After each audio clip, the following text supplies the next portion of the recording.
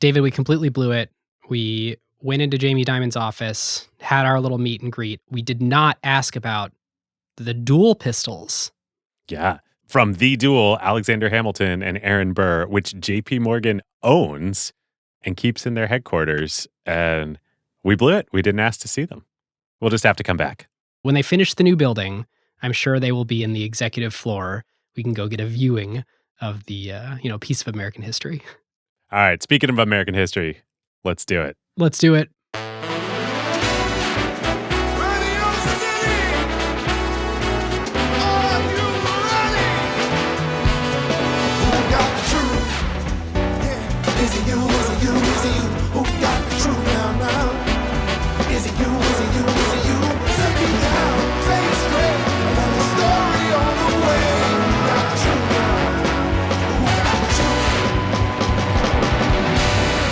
Welcome to the summer 2025 season of Acquired, the podcast about great companies and the stories and playbooks behind them. I'm Ben Gilbert. I'm David Rosenthal. And we are your hosts. Today's episode is the story of a rising star on Wall Street in the 1980s, who worked with his mentor to merge and acquire their way to the top of the financial world in the 90s, who then got fired unexpectedly by that same mentor, who cast about deciding what to do next, and then in 2000 accepted a job turning around a poorly run Midwestern bank. Then, over the next 25 years, he would orchestrate one of the most remarkable runs in banking history, and really all of corporate history. This is the story of Jamie Dimon, and how he created the modern financial behemoth JPMorgan Chase out of the beleaguered component parts of Bank One, JPMorgan Chase, Bear Stearns, Washington Mutual, and First Republic. Jamie is now the longest-serving CEO of any major Wall Street bank and is viewed as kind of the great stabilizer of the American financial system, especially during the 2008 financial crisis. He now sits atop the largest bank in the U.S. with an over $800 billion market cap, which is more than twice their nearest competitor. They are the only bank within spitting distance of these sort of big trillion-dollar tech companies that we've covered here on Acquired. And to really put a finer point on the dominance, they are the most valuable company east of the Mississippi in the United States, and the only company east of the Mississippi worth more than $500 billion. Incredible. So the question, of course, is how did he do it? I mean, banks fail. Financial firms often have spectacular blowups, and large organizations, period, financial or not, can often get so bloated that they slow down to a crawl. So what did Jamie Dimon do differently? Well, today's episode, we have Jamie with us himself to tell the story. We recorded this live in front of 6,000 Acquired fans at Radio City Music Hall in New York City. So you'll notice it's a different format than our usual episode. We're always trying to figure out what version of Acquired works live with an audience, and this is our latest iteration. The Radio City show also had a second act, a late-night talk show where we had conversations with the CEO of the New York Times, Meredith Kopit Levien, and the chairman of IAC, Barry Diller, plus some cameos from around the Acquired cinematic universe, and we cannot wait to share all of that with you at a later date. Well, if you want to know every time an episode drops, check out our email list, acquired.fm/email. Come join the Slack and talk about this with us afterwards, acquired.fm/Slack. If you want more Acquired between each monthly episode, check out ACQ2, our interview show where we talk with founders and CEOs building businesses in areas we've covered on the show. And before we dive in, we want to briefly thank our presenting partner, JPMorgan. Yes, the same JPMorgan, which is funny because when we started planning this show together, almost a year ago, it was immediately clear to Ben and me that the very best person who Acquired could interview in New York also happened to be their CEO. And as you all know from the episodes over the last couple of years, JPMorgan has been a fantastic partner of ours, and their payments team demoed all kinds of cool technology at the event. Our huge thanks to the JPMorgan team for putting on the show with us, and if you ever want to learn more, just click the link in the show notes and tell them that Ben and David sent you. So with that, this show is not investment advice. David and I may have investments in the companies we discuss, and this show is for informational and entertainment purposes only. On to our conversation with Jamie Dimon. Well, this feels appropriate. You guys dressed up for me. You dressed up for us too. Thank you. Last year, we had you on the video board at Chase, and you were looking very summery there. You look great tonight. Yes. Well, we know you're a big history buff, and we consider ourselves historians above all else. So what we'd like to do here tonight is walk through the 20-year story with you of sort of how you turned JPMorgan Chase from a bank among many, to the most systemically important financial institution in the world. Are you game? Sound good? Sounds All great. right. Thank you. Yeah. We want to start in 1998. You and your mentor, Sandy Weil, have just spent the past 13 years building the modern financial institution conglomerate, really the blueprint for what JPMorgan Chase is today, except it's not JPMorgan, it's Citigroup. And everybody on Wall Street in the entire world expects that you are going to be named CEO of Citigroup in short order. This is 1998. 1998. This is not what happens. Instead, you get fired. And you have to restart your whole career, everything, your whole life from scratch. Sorry to start here, by the way. But before we get into what you do next, what was the model that you and Sandy built at Citigroup? Okay. First of all, I am thrilled to be here. I want to congratulate these guys for building the acquired. It's a great, intelligent addition to what we need to learn in society. And so I would say it wasn't quite the model, because if you look at what we did at Commercial Credit, Primerica, which then Travelers and merged, we were a financial conglomerate. We bought lots of companies and lots of different businesses. We fixed them up, we turned around, we made money, and then we merged it with Citibank, which obviously was a huge bank. And my view is we should skinny it down and kind of shed the parts that aren't that important to the rest of the company and keep the things that strategically belong together. It was one of my small disagreements with Sandy about the future of the company. And so, but it was big, it was making a lot of money, it was quite successful at the time, and then I got fired. So how are you feeling in that moment? When I got fired? Yeah, that moment. Well, my wife is here, and I was hosting 100 people, recruiting kids in my apartment in New York City, same apartment I have now. And they called me. We had a management meeting Sunday at 4 p.m. that night. And Sandy and John Reed called me up and said, can you come a little early? We got a bunch of stuff to talk about. I was the president and chief operating officer. I said, I can't. They said, well, it's really important. So I drove up there, and I sat down in the room with Sandy and John, and they said they want to make a few changes. And there are 3 of them. And they said, we want to make this person in charge of that. I said, okay, well, that didn't make sense to me. The second one, they wanted to make someone in charge of the global investment bank, which I was running. I thought it was another stupid decision. And the third is they said, and we want you to resign. And I said, okay. Because at that moment, I knew it was all arranged. The boards had voted, the press release was written, the management team was coming up. So I waited for the management team to come up. I wished them the best. I said, you guys have a chance to build one of the great companies. They all thanked me. Sandy said, you want to do the press with me? I said, yeah, but I'll do it from home. So I went home, went to see my kids. They were like, one of my daughters here too. They were like 14, 12, and 10. And I walk in the front door, and I tell them, I was fired. And the youngest one says, Daddy, do we have to sleep on the streets? I said, no, we're okay. And the middle one, who was always obsessed with college for some reason, can I still go to college? I said, yeah. And the one who was here, was the oldest one, said, great, since you don't need it, can I have your cell phone? And then that night, about 50 people came over. All the same people I just met, all the management team, bringing whiskey, and it was like being at your own wake.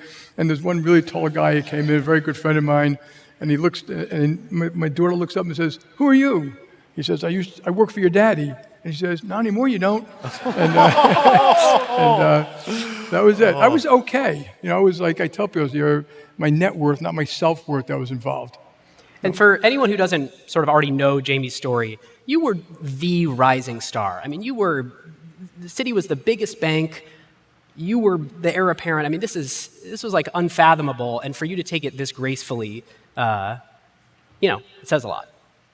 So you're sort of wandering in the woods, as best I can kind of reconstruct it, for about 18 months. Is that right? Figuring out what's next? Yeah. It took me a while to exit and sign agreements and get out. They were kind of mean. And then I stepped in office, and it was late. We went for a nice long vacation and stuff like that. When I got back in September, so that was 6 months later, I started going to work. I had nothing to do, but I went from, to 9 to 5 and started calling people and thinking about what I'm going to do. It was in the Citgroup building, so I could go for lunch downstairs every day. At the Four Seasons? At the Four Seasons. And I explored everything. Started my own merchant bank. I could have retired, just teaching, just investing. But I was 42. And you took a call about running Amazon, right? Say it again? You took a call about running Amazon, didn't you? I went to visit Jeff Bezos, who was looking for a president at the time. He and I hit it off. We've been friends ever since. He's an exceptional human being. But it was like a bridge too far. Even though that movie just came out, When Sally Met Harry, I was thinking, my God, I'll never wear a suit again. I'm going to live in a houseboat. Yeah. This would be really great. What an alternate universe we'd be living in. It would have been an alternate universe. But I'm still good friends with Jeff, so I got at least one good thing out of it. And then I got serious, and I was offered jobs to run, other big global investment banks. Hank Greenberg, who ran AIG, called me up and said, "You should come join us." I was thinking, I'm going to go from Sandy Weill to you? I mean, I have to have my head examined to do something like that.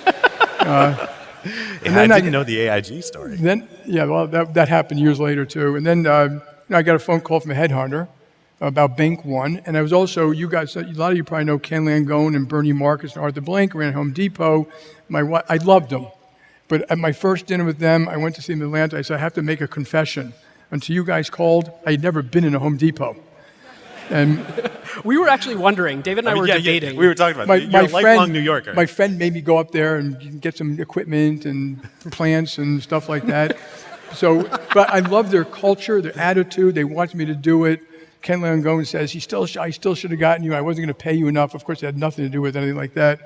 And I had Bank One. But Bank One was my habitat. I was used to financial companies, services, banking. It wasn't quite global. It was a little global at the time. And it was a troubled bank. And, I decided that, life is what you make it. It was hard in my family. We had to move, I think, for anyone who's going to move kids that, I think they were 14, 12, and 10 or something. It's hard. Some context on Bank One for folks who are not familiar. It's not in New York. It's a large bank, but it's a troubled bank. Yeah. It's based in Chicago. Chicago. When you say large, David, it's a $30 billion market cap bank.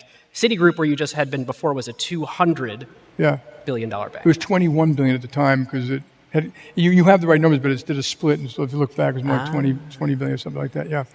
And Citi was 200, but I didn't worry about that. I was like, in life you make things what they are. I don't like complaining about overspilled milk. You just put on your pants, you get going, you see what you can make out of it. And but it sounds like you had opportunities to stay in New York to run I did. Bigger, more glamorous things. This one I was going to run the company. The other ones would have been some investment banks. I didn't really trust some of the people who were talking to me about that. And there's a whole bunch of other stuff that I explored. I took phone calls, some small companies, some big companies. There's a couple of subprime mortgage companies who called me, and I was like, absolutely not. We'll get to that. We'll get to that. And so I just thought this was a chance, and if the family's willing to move, and we got it took us a while. We had to live in a rental for a while, but got a nice brownstone, and we ended up loving Chicago. Chicago is a wonderful city in a lot of different ways, and like I said, it is what you make it. And I put half my money in the stock at the time. Yeah, I was going to be the captain of the ship. I was going to go down with the ship. I made it clear to everyone I was here permanently, and it'll be what it is. And so I got to work like literally the next day. Did we do the math right that right before you joined Bank One, you bought $60 million of stock? I did. I mean, I've never heard of someone taking a CEO job and saying, "I'm going to invest half my net worth in this company now."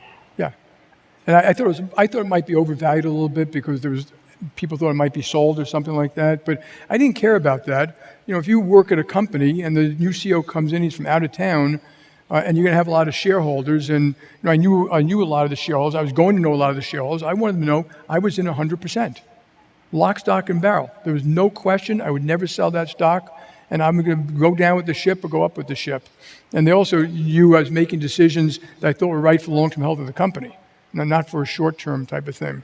So what did you find when you got there? Day one on the job, you start investigating. Is it better, worse, the same than you thought? There had been an analyst called Mike Mayo done a report. I remember one of the great lines in the report, even Hercules couldn't fix it. It had been an amalgamation of Bank One, First Chicago, National Bank of Detroit. They had never put the companies together, so they had multiple statement systems, processing systems, payment systems, SAP systems. They had different brands. Service was coming down. We were losing accounts. They were closing branches. It was a mess. But it was all of it: systems, people, ops. But again, I met the management team. It's hard. I walked in. I met 6 of the directors. There were 21 directors. 11 hated the other 10. Yeah, wait. There were 21 board members. 21 board members from the multiple acquisitions. They were tribal. They ended up hating each other. I knew that when I went in because I knew one people, and I spoke to a lot of people and did research in the bank. But again, in life, you get handed these things, and it's not perfect. Even today, people want to be handed something perfect. It's not perfect. And I met 6 of the directors. I walked in. When I got offered the job, I shook all their hands. I told them I'm going to do the best I do. I'm going to tell you the truth, the whole truth, nothing but the truth, the good, the bad, the ugly. We're not going to bullshit. We're going to try to build a great company. I'm going to need your help. And then they said, they left. So now I'm on the executive floor. I don't even know where to go. And so I kind of knocked on someone's door, the head of HR. I said, I do need an office, and I really need an assistant. And they were going to give me the chairman's office in the corner. I said, no, I want to be right in the middle so I can see people when I stick my head out. And then I went to meet the management team. I went to they put them all in this conference room, nice white plush carpets. I walked in with a cup of coffee, and they said, Jamie, we don't drink coffee in here for obvious reasons. So I looked at them, I looked at the coffee, I looked at them, I said, you do now. And then I just started meeting with them all, and the systems were terrible. The company was losing money. I didn't know all the businesses really well, so the credit card company had collapsed. That's probably the business I knew the least. But again, that didn't matter to me. I was going to try to fix it. It had some good assets and things like that. So I rolled up my sleeves and went to work. And one of as when we were chatting a couple of weeks ago and preparing for this, we asked you in the context of JPMorgan, what are the critical things in your mind that has made JPMorgan what it is today? And the first thing you said was risk, and the culture around risk and the a way you treat fundamental risk. understanding by management of risk. Yeah. When you got to Bank One, I think this is where you first started putting into practice the culture around risk. What was the risk culture at Bank One, and how did you change it? Yeah, I've always been very risk conscious. And risk conscious does not mean getting rid of risk. It means properly pricing it and understanding the potential outcomes. And so when I got there, I just started meeting people and going through. I quickly realized that Bank One had more U.S. corporate credit risk than Citibank did. And the way they accounted for it was unbelievably aggressive. And so they had less capital, less reserves, less this. They were calling these things profitable. They were basically losing money. And loans in a lot of business, you got to be very careful about the credit business. And once I found out that, I kind of panicked a little bit.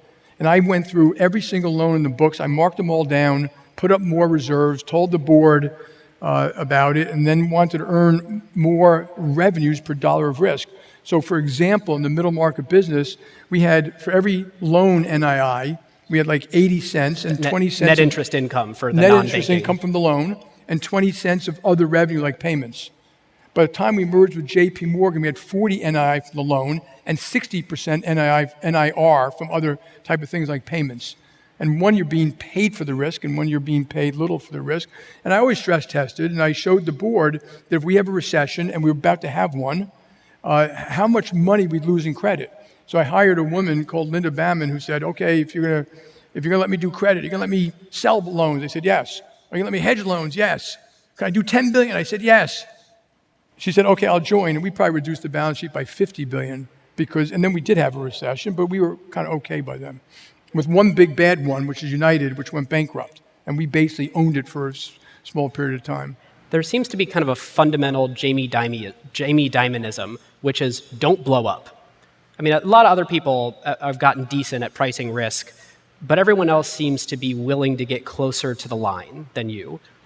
Where did you sort of develop this don't blow up at all costs idea? So idea? There's, around risk, there's always this ecosystem. You've always heard it. Everyone's doing it. Everyone's okay. This is going to work. This time is different.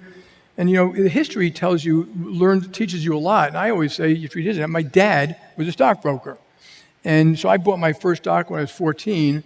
In 1972, the stock market hit 1,000. It had hit 1,000 in 1968. I was already helping a little bit with stuff. By 1974, it was down 45%. All the limousines in Wall Street were gone. Restaurants were being closed. Markets move violently. And then, we had kind of a recovery. In 1980, you had a recession. 82, you had a recession. In 82, it was lower than it had been in 1968. And it hit 800. And then in 87, the market was down 25% in one day. In 1990, all these banks, JPMorgan, Citi, Chase, Chemical, were all taken to their knees by real estate losses, and they're all worth about $1 billion. I think Citi was $3 billion at the time, and the other ones were about $1 billion. And then you had the 97, also real estate related thing. You had the 2000 internet bubble, and then you had the great financial crisis. And if you go through history, there's tons of these things. Andrew Ross Sorkin is in here, and I just read his book. He's nice enough to send it to me in 1929. And man, history does rhyme. Too much leverage, too much risk. Everyone thinks it's going to be great. No one thinks it can go down a lot. And that stock market went down 20% one year, 30% next year, 20% next year. At one point, it was down 90%. Shit happens. It seems like your philosophy is that the worst thing will happen. So just plan for it. Don't say, oh, we're good as long as this crazy, insane, 4 Sigma event doesn't happen. You're like, no, that will happen and happens often. Yeah, so when I look at it, I always ask, like when I do stress testing of risk for high yield, the worst, I remember getting to JPMorgan and going through the risk books, and their stress test was that high yield would move 40%, the credit spread. That's good, and at the time it was at 400 or whatever it was. That means 560.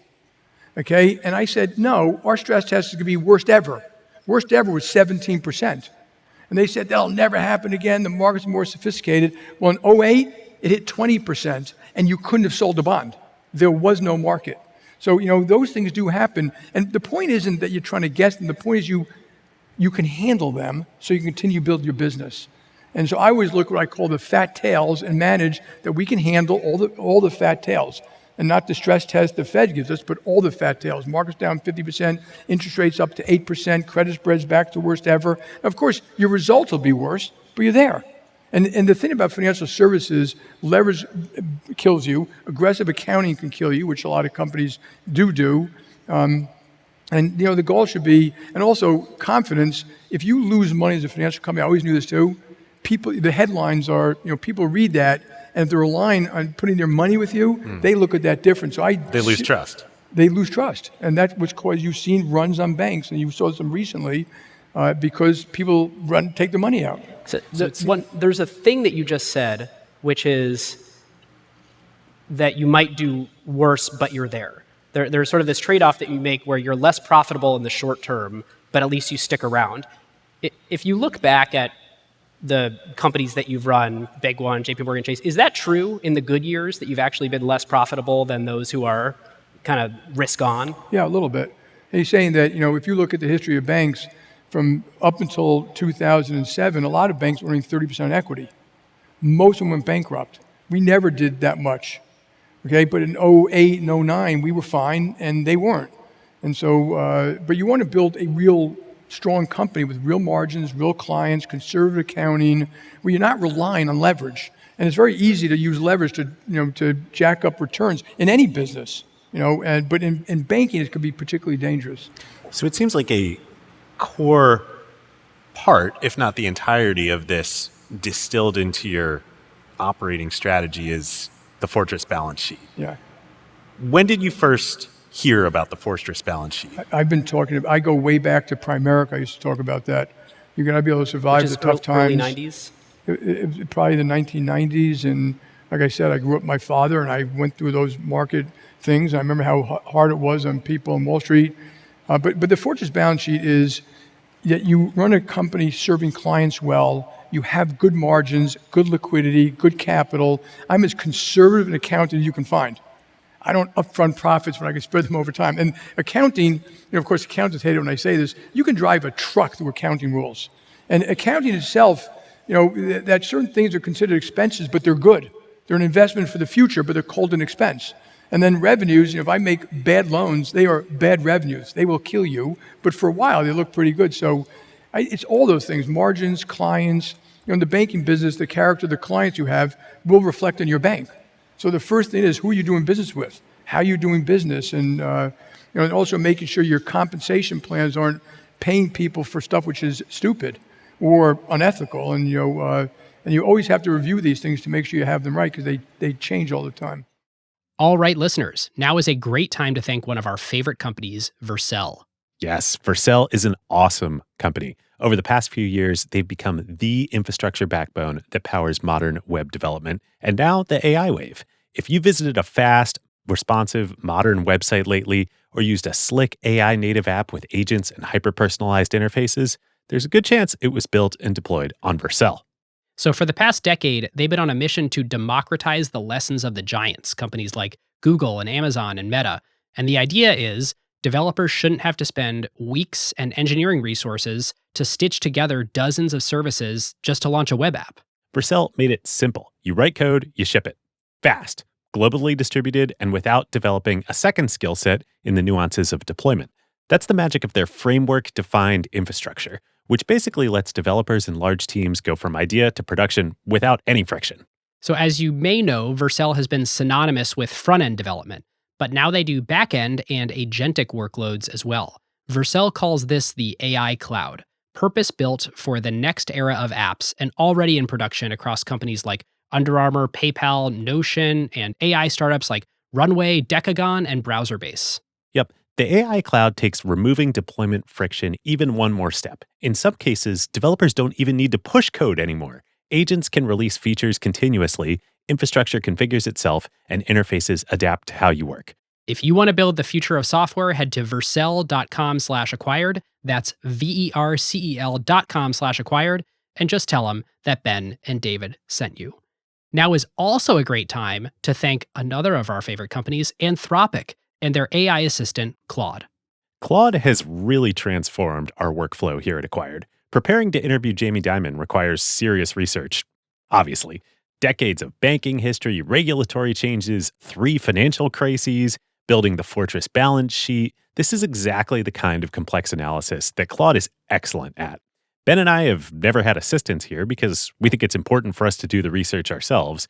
But Claude now gives us the best of both worlds. It's an extra set of hands that we have full control and visibility into what it's doing and how. So where Claude is especially great for me is extended thinking mode. When I asked it to analyze JPMorgan's strategy through multiple financial crises, I could watch Claude's reasoning through each decision point step by step. And it has full context by connecting to our entire tenure base of knowledge here at Acquired through something called MCP, which you might have heard about, the Model Context Protocol. They have pre-built integrations with Gmail and Google Docs, and also services like Jira, Asana, Linear, Square, PayPal, as well as custom integrations for any internal tool that you have. And Claude is built by Anthropic with a laser focus on accuracy and trustworthiness, which is exactly what we need. Yep. If you want to start using Claude yourself or for your organization, go to claude.ai/acquired, and they've got a special offer for Acquired listeners, half-price Claude Pro for 3 months, which gets you access to all the features mentioned above. So whether you're preparing for your own high-stakes meetings, interviews, or conversations, or you just need an AI you can trust with serious work, Claude thinks with you, not for you. That's claude.ai/acquired. All right, David, So catch us up to the merger. So you run Bank One for 4 years from Chicago, and then in 2004, you merge with JPMorgan Chase in what is termed at the time a merger of equals. I think JPMorgan Chase referred to it as that. Bank One shareholders get 42% of the combined company. I mean, I think people don't realize how much of JPMorgan Chase is Bank One today. That's why it's a little irritating to me when they say you've been running it since I was running JPMorgan. I was running 40% of the company for the whole time. And when I got to Bank One, and I'm not working around the clock, I already knew that a logical strategic merger might be JPMorgan. Okay, I know all these companies, and that's the other thing about Fortress balance sheet is you also have real strategies that survive the test of time. And, you're not flipping and flopping. And then I'm sitting there, and across the tape comes JPMorgan Chase to merge. So we're worth like $25 billion. They're now worth like $80 billion or 90 or whatever the number was. I'm like, well, there goes that dream. But 4 years later, our stock was up to, doubled or something like that. Theirs actually come in, and it was in the target range. and I had been meeting with Bill Harrison, the current chairman of JPMorgan at the time. We were talking about it. We both knew it made business sense. They were kind of looking for a CEO. So we had been talking probably for a year and a half before that. They're looking for a CEO. Did they give Bank One shareholders 42% because they were looking for a CEO? There were 2 lawsuits. Okay, so we got the premium. They got the name and the location, and I effectively had kind of control from day one, because inside the merger agreement, and this is almost unheard of when we get the premium, is that to not have me become CEO 18 months later, 75% of the board would have to vote me out. And the board the default was you were going to become CEO. And the board was 8 Bank One people and 8 JPMorgan people. And I knew a lot of the JPMorgan board members too, who respected me. And Bill Harris and I were very close, but that was the agreement. They got sued for paying too much to buy me. I got sued for not taking enough. I mean, you get sued. You can't win in these things. I think every shareholder is probably But it happy worked. today. It worked out. Yeah. All right, 2006. Before we get to 2006, when you were going through that process, and even maybe the couple years before you and Bill were talking, you're starting to think about JPMorgan as a partner. I'm curious, did the name JPMorgan factor into your thinking at all? Did you view that as an asset? I mean, JPMorgan brand is a Tiffany name. I didn't value it in the deal. And what I looked at, I had given my board, I think the first thing is run your company well. And people thought I was going to start doing deals immediately. I was like, no, we suck. We haven't earned the right to run someone else's company yet. When we're running a good company, we can merge with somebody. But the first thing I looked at was business logic. And that every business, we had a consumer business, they had a consumer business, we had a credit card business, they were both terrible. They had a credit card business, they had a big investment bank, we had a big US corporate bank that needed some of those investment banking services. We both had a wealth management business. I knew we could save a lot of cost saves, so the business logic was pretty impeccable. Then there's the ability to execute. Like, can you actually get it done? Because you've all seen a lot of deals where they fall apart. They don't have management, they don't consolidate the systems, they have infighting. It kind of happened at Citi. And so you don't effectuate. And then there's the price.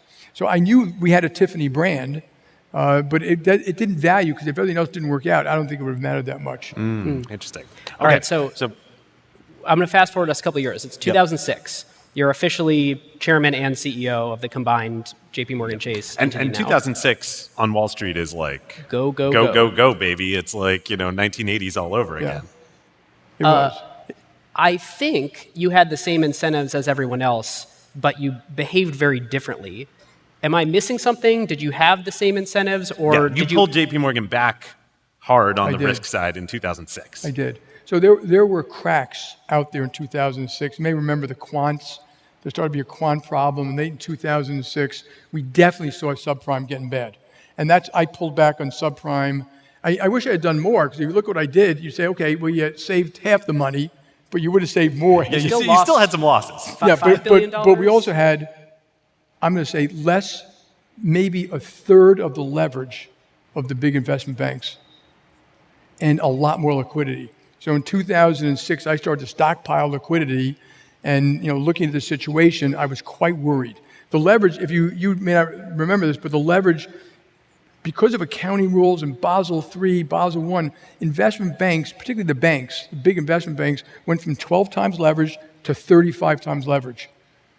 And it was go-go. So for every $1 CMOs, I'm putting in, bridge loans, the whole thing. Like in 2007, the bridge book of Wall Street was $450 billion.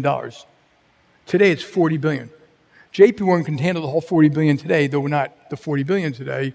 And they were much more leveraged deals. And a lot of them fell apart, collapsed, and then, of course, and that was before you had the collapse in the mortgage markets, which really took down a lot of these banks. But you did have the same incentives, and you had the same access to information that a lot of these other folks did, but you didn't blow up.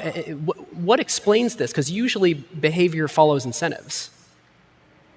Yeah. Well, first of all, if you work for me, I would tell you, I don't care what the incentive is. Don't do the wrong thing, and don't do the wrong thing to the client. If you treat yourself, if you're the client, how would you want to be treated?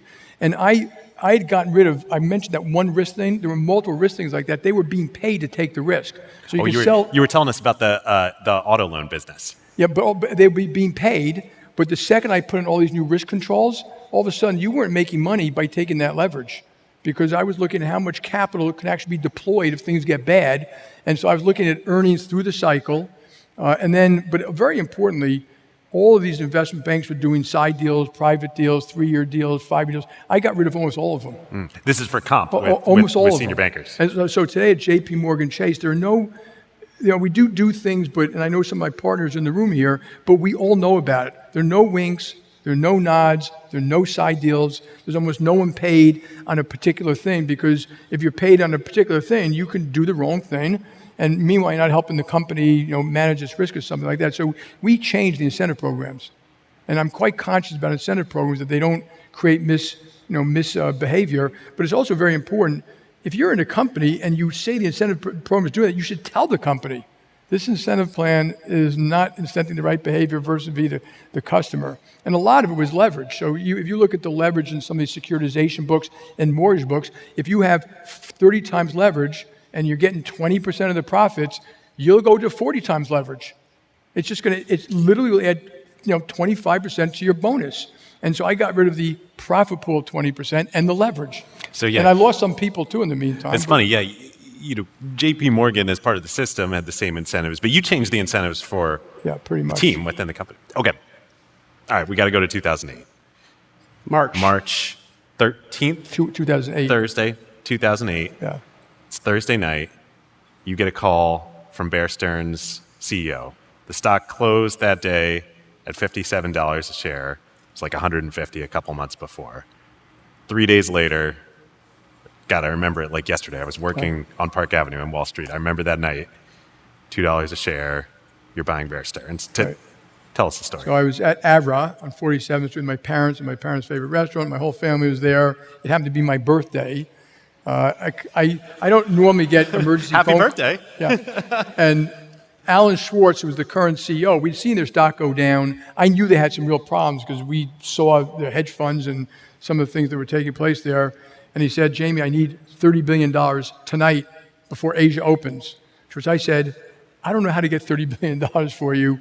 And have you called Paulson? Have you called Tim Geithner? So we all called. I called up the management team. I went back in. I probably had a bite and said goodbye. I went back to the office. Probably had 100 people come in that night. They all got dressed. They went back to work. It's emergency. We now rang all bells for emergency. Bear Stearns went bankrupt. Spoke to the Fed about, let's just get them to the weekend. We had one day, and we needed a Saturday and Sunday, and we concocted this loan. So we couldn't lend the $30 billion, and the Fed technically couldn't lend the $30 billion, but the Fed can lend to us technically, and I can technically use the collateral of Bear Stearns so that, so we got the literally one-day loan. And then the next day we had thousands of people come in due diligence, and we went through every loan, every asset, every balance sheet, all the derivatives, all the lawsuits, all the HR policies, like real due diligence in a 2 or 3 day period, and bought the company at that night $2 a share. Hank Paulson was saying, why are you paying anything for it? I said, well, I do have to get shareholder votes. And which became... Right, because you need Bear shareholders to approve the deal. It was a public deal, and the worst part of it is I was going to get the lawsuits from the Bear holders. And I knew that. That you didn't pay enough for but we couldn't let it go bankrupt. It wasn't like an industrial company can buy in bankruptcy. It would have been gone. And the crisis would have just unfolded. So... Okay, 2 questions. One, what would have happened if it went down? 2, afterwards, did you think it was over? No. So we already had, so that was March. What happened with Lehman, it was an uncontrolled failure. There was money locked up everywhere. People panicked. They started pulling money out of everything. That would have happened with Bear. So it did stop that, and I would have thought that it gave other people other time to clean up their act. So literally 6 months later, I would have thought some of these other firms had more liquidity, more capital, and were a little bit more prepared for what might be happening. We already had the stress in the system. You saw it already. It was going to mount. It wasn't going to go away. There were tremendous losses coming. So we bought it, and probably did help. In hindsight, it didn't stop. It didn't stop the crisis from unfolding. We bought it, and then like a week later, we changed to $10 a share. It had been at $120, and the way to think of it is, it was $300 billion of assets. It had a $12 billion tangible book value.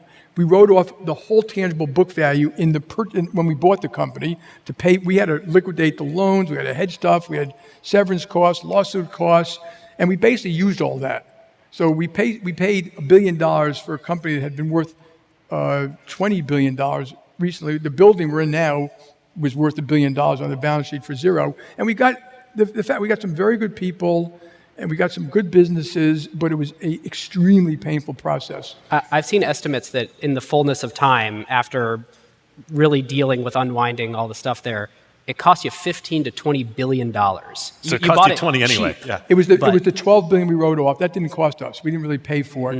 And then the government sued us on the mortgages, which I was quite offended by. And I really was. I thought it was. Take this problem and then we'll sue you. This is the government. When you know, whatever government you did a deal with, that's not the government down the road who decides, I don't care, we're going to come after you anyway. So while we kind of saved the system a lot, we bailed a lot of people out, they made us pay $5 billion on the bad mortgages that Bear Stearns had done. And that's what made me make the statement I wouldn't do it again. I wouldn't, put it this way, I don't know how to say this, I wouldn't really trust the government again. Okay?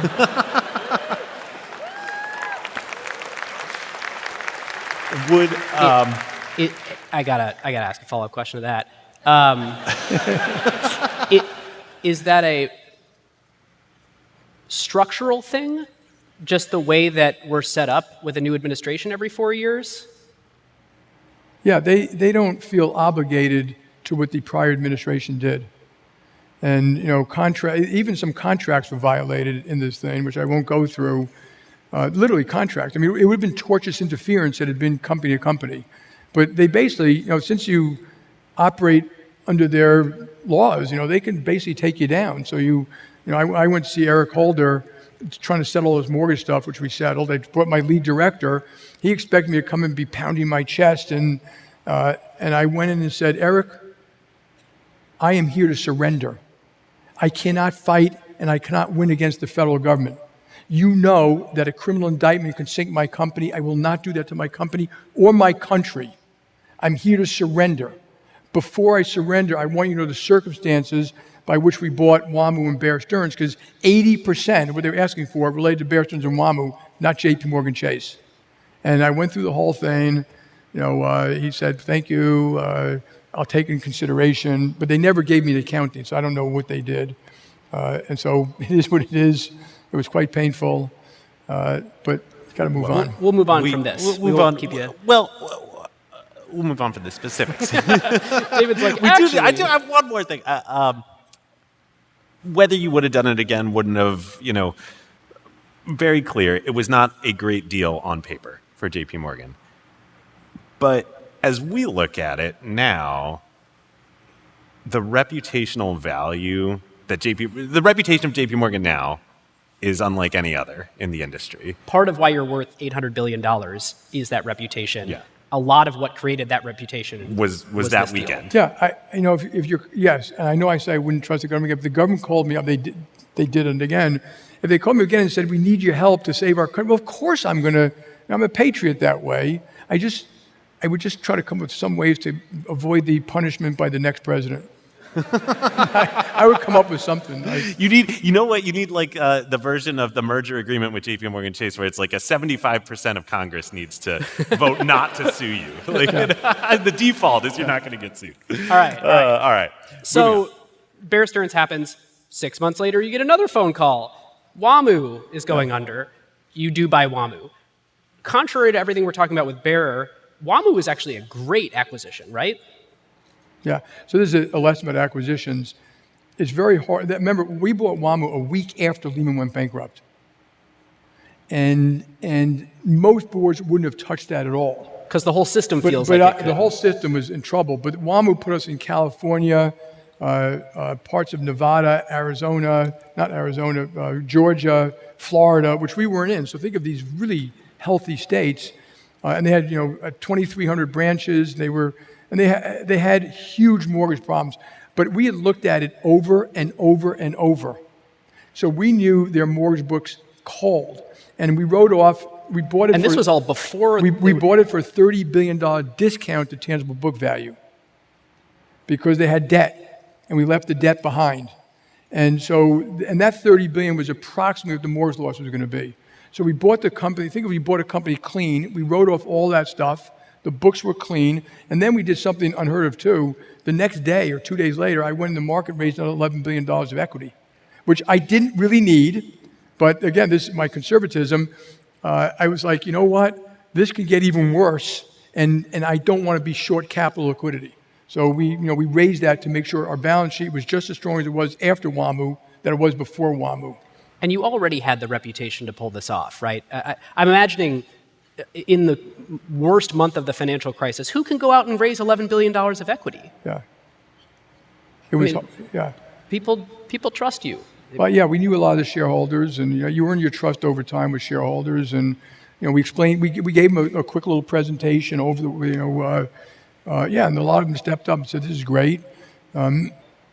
They also know we can execute it because behind the Bear Stearns, people forget the work is the next day. You got 50,000 people consolidating, 5,000 applications, branches, compensation programs, settlement programs, payment systems. It's a lot of work. But we obviously have the capability to do that, and we have the capability to do WaMu. I think we finished the WaMu consolidations in 9 months, all of them.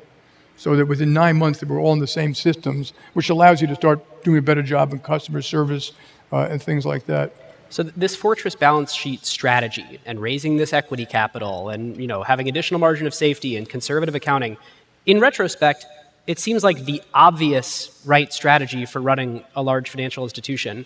Why wasn't everyone else copying it? Have people changed, and does everyone else run their banks like this now?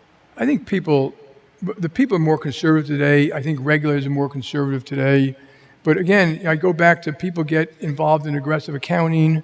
They don't look at stressing their own bank in a real way. You saw people take too much interest rate risk, too much credit exposure, too much optionality risk, or sometimes it's new products. So if you look at the financial services, very often it's the new products that blow up. It takes a while. They haven't been through a cycle.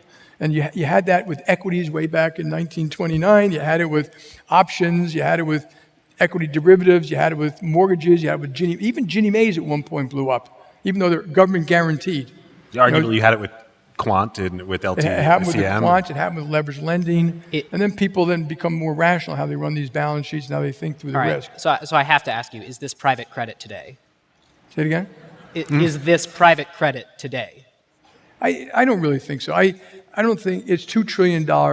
It's grown rapidly. That's an issue.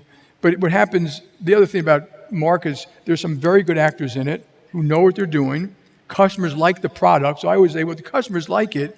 But there are also people who don't know what they're doing. And it's grown rapidly. So there may be something in there that would become a problem one day. I don't think it's systemic. So that $2 trillion, the mortgage market, when the time it blew up was, I'm going to say $9 trillion. And $1 trillion was lost. This is, and it was $1 trillion was also in a highly more leveraged than $1 trillion system. back then. Yeah, a lot of these private credits are not leveraged like that. But that doesn't mean there won't be problems, but it's slightly different. But you look at the whole system. There are other things out there that are leveraged that can cause problems. And of course, people take secret leverage in ways you don't necessarily see it. What are some of these in your mind that are potentially problematic today? Well, I look at. When you look at asset prices, they're rather high. Now, I'm not saying that's bad, but if today PEs were 15 as opposed to 23, I say that's a lot less risk, a lot less to fall, and you have some upside. I would say at 23, there's not a lot of upside, and there's a long way to fall, and that's true with credit spread. So, we stress test everything. We do like 100 stress tests a week, and to make sure we can handle a wide variety of things. And then the other thing, and the biggest risk to me is cyber. I mean, I think this cyber stuff is, we're very good at it. We work with all the government agencies. They would say that JPMorgan, we spend $800 million a year or something on it. We educate people on it. We just do. But you're talking about grids and communications companies and water, and even part of the military establishment. The protections are not what you need if we ever get any kind of war where cyber is involved. And China is very good at it. And so is Russia, but Russia is mostly criminal, which is slightly different. All right, I'm going to pull us back to the story. We're going to fast forward to 2023. We're not really equipped to talk about Russia. So. It's not what we do on Acquired, but Silicon Valley Bank yeah. and First Republic both fail. You're there again. Did you see it coming? What lessons did you learn from how 2008 went that you could apply in 2023? Obviously, you bought First Republic. Yeah. So Silicon Valley Bank, both Silicon Valley Bank and First did some very good stuff, but they both had something unique that we didn't know at the time. And I'm going to call them concentrated deposits, not uninsured, because people are misstating that concentrated. And so a lot of venture capital, what happened with Silicon Valley Bank and kind of First Republic is some of these large venture capital companies, call them, there are hundreds of them, maybe 1,000, told their constituent clients that they invested in, who all banked at Silicon Valley and First Republic, the banks aren't safe, get out. And they all removed their deposits. In Silicon Valley Bank, I think they had 200 billion in deposits, 300 billion, 100 billion in one day. And that caused the problem, but they also had other problems. They didn't have proper liquidity. They didn't have their collateral posted at the Fed, and they had taken too much interest rate exposure. And the interest rate exposure was hidden by accounting. It was called held to maturity, where you don't have to mark even treasuries to market. And I always hated held to maturity because but it gives you better regulatory returns and stuff like that. But when that held to maturity, if you said, what's the tangible book value of one of these banks, and you said it was 100, well, all of a sudden it was 50 if you just marked that one thing to market. And now you're into judgment land. At what point, if you saw a bank where just that one mark had the tangible book value drop to 40 or 30 cents in the dollar, would you panic?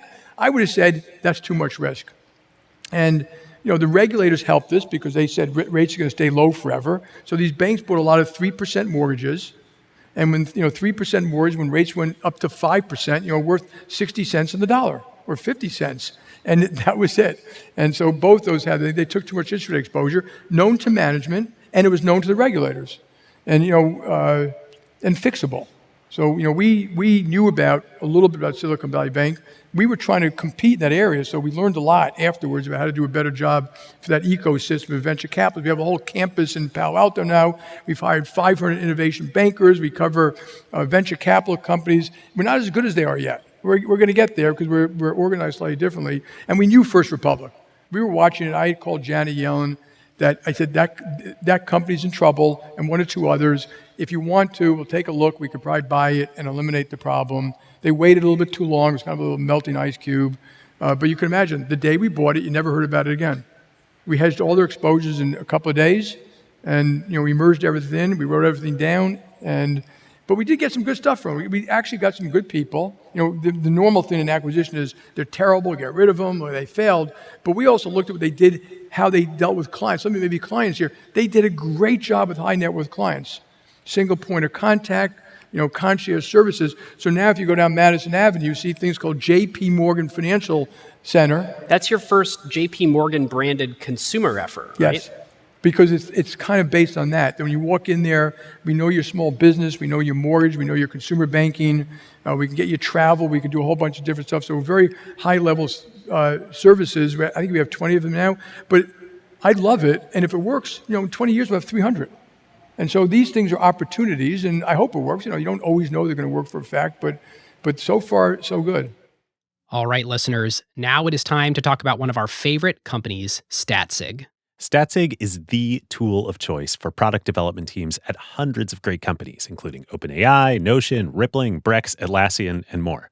So why are all of these hypergrowth companies using Statsig? Well, in the past, every major tech company spent years rebuilding the same internal data tools like feature flags, product A/B testing, logging services, product analytics, dashboards, you name it. But the latest generation of great companies are just using Statsig. Yep. Statsig has rebuilt the entire suite of data tools that previously was only in use at the biggest tech giants as a standalone product. This includes cutting-edge product experimentation, feature flags for safe deployments, session replays, analytics, and more, all backed by a single set of product data. It's a holistic suite to build better products. Statsig is also warehouse native, so it can plug directly into your existing data in Snowflake, BigQuery, whatever you're using. That means way more privacy and security, great for any finance listeners out there, plus no sending your data to yet another tool. So if you're ready to give your product and engineering teams access to great data tools, go to statsig.com/acquired to get started. That's statsig.com/acquired. They have a generous free tier and a $50,000 startup program. Just remember to tell them that Ben and David sent you.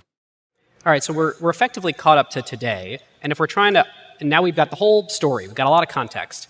Obviously, didn't go into every detail. But if we're now trying to answer, if we're now trying to answer the question, how did you separate from the pack? Why did you become a completely different animal than your whole competitive set? What are the things in your mind that led to this success? Well, I don't know totally. First of all, because we skipped over strategy a little bit, and this is important for you all that we have, what we do is the same thing that a community bank does, other than investment bank, global investment banking. Okay, so if you walk into a small community bank, they know your business account, they know your consumer account, and they usually have a trust company. They used to call it trust. They'd manage your private affairs, they'd set up a trust for you, and they'd do stuff like that. And their CRM is up here. They don't need a Salesforce CRM because they know everyone in town. And they didn't do big time global investment banking. But the strategy, those businesses fit together, they feed each other, and so does investment banking. A lot of our middle market clients use investment banking products. A lot of our consumer clients use some FX. So all of our businesses feed each other. There's no extraneous. We got rid of everything that didn't fit a strategy.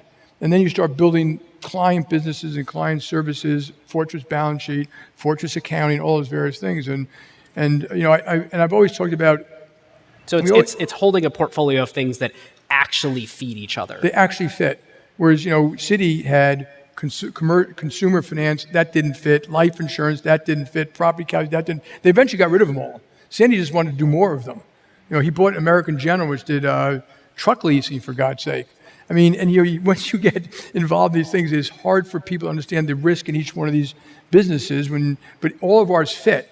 I don't like hobbies. I don't like things. We've made plenty of mistakes because you have to try and test things, and then you're always investing for the future. That investment is always people, branches, and technology. And that's true whether they're investment banking people or consumer bank people or opening consumer branches, or I think Doug Penno's here and Troy Rohrback, who run the Global Investment Bank, but they've opened commercial banking branches all over Europe. And I think you're telling me, it's going great, and it's feeding all other parts of the company. So just sticking to your knitting, constantly investing, not overreacting to the market. Markets are like accordions. And then sometimes, if you're strong when others aren't, you have a chance to buy things you want to buy. And then always look at the world from the point of view of the consumer. What do you want? How do you want it? How do you want to get it? Can we provide it to you in a way that makes sense for us too? Not going for the last dollar and nothing like that. And so, and building teams of people. Our people are curious and smart. They have heart. They have soul. They give a damn about the guards in the company and the receptionists, and it's not just about the big time bankers and people pounding their chests. We don't try not to put up with that. And we have big time bankers. They are exceptional, but the company serves the clients, and we have and I think the clients know that. When you really dig in to start analyzing JPMorgan's financials, you kind of see this one thing that jumps right out at you, which is the efficiency ratio. For every dollar that you make compared to your competitors, you get to keep 15 cents more of that dollar as profit. It's not hard to see how that compounds and how that allows reinvestments. And why is your efficiency ratio so much better than competitors? It is literally continuously investing and gaining business at the margin and not stopping and not starting. And the thing about margins too is that we have that margin while investing a lot. It's much easier to have that margin and just, we can cut billions of dollars of marketing out tomorrow. We can stop opening branches and save $1 billion next year. We can do a lot of things. Your margins will go up, your growth will go down, your long-term margins will probably get worse. So we kind of look right through the cycle, and we look at the actual economics of what we do, not the accounting of what we do. And we've built it over time. We have great people and great products, and there's some secret sauce I'm not going to tell you about. We do Investor Day, and we tell everyone everything. And I'm sitting there watching I never do presentations. I'm watching them do the presentations. I'm saying, oh God, we're just giving away too many secrets here.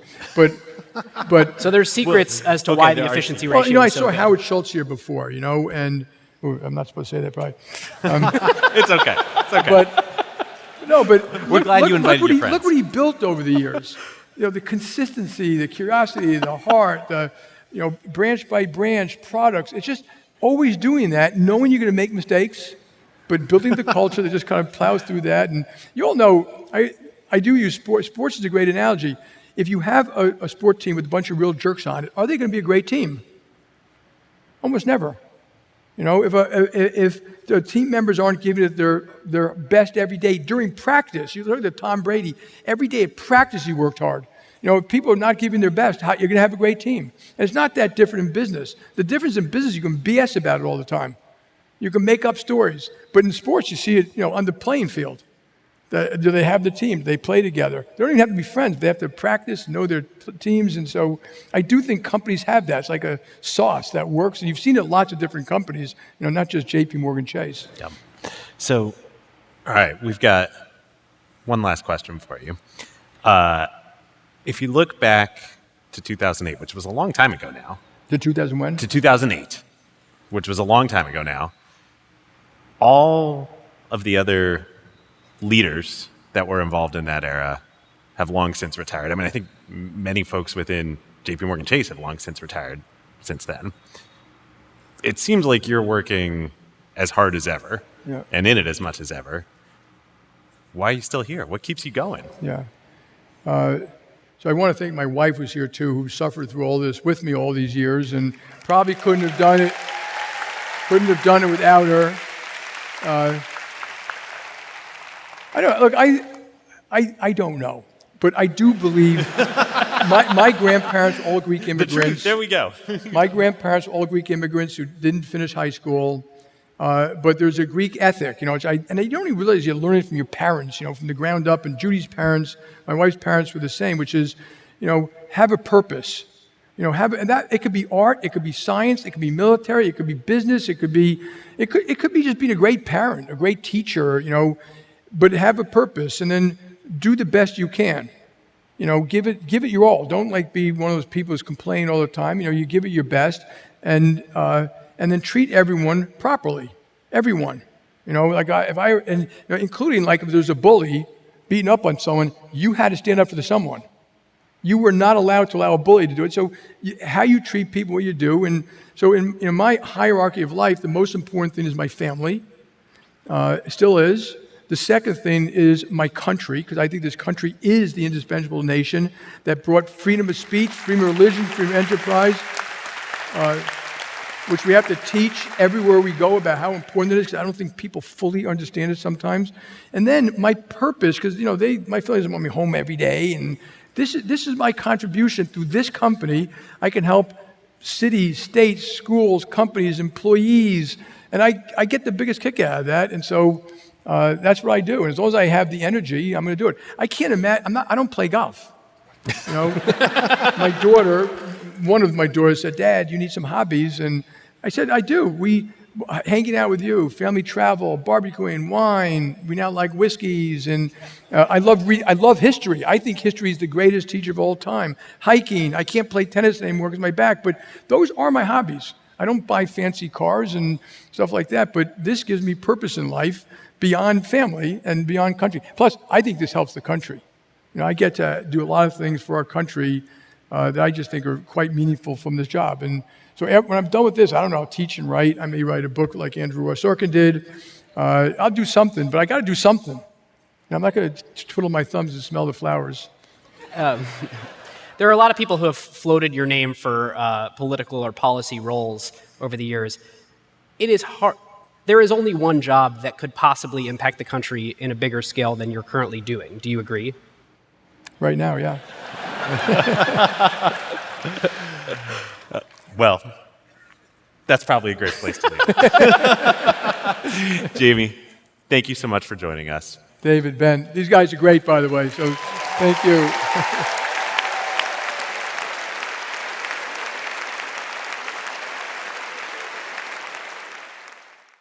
Well, that is it for our conversation with Jamie Dimon, listeners.